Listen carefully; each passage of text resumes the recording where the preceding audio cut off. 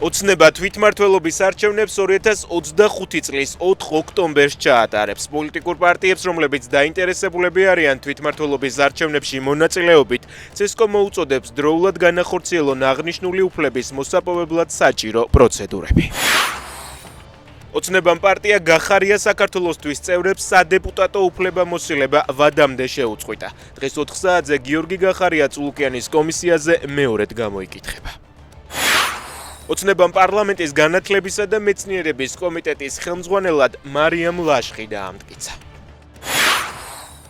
ირანი ოფიციალურად წყვეტს თანამშრომლობას ატომური ენერგიის საერთაშორისო სააგენტოსთან. თეირანი აცხადებს, რომ მისი ბირთვული ობიექტები სერიოზულად დაზიანდა.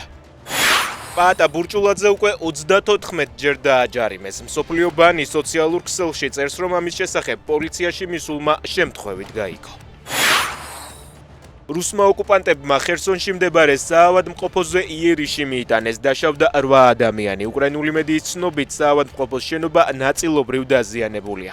რუსებმა საარტილერიო ცეცხლი გამოიყენეს.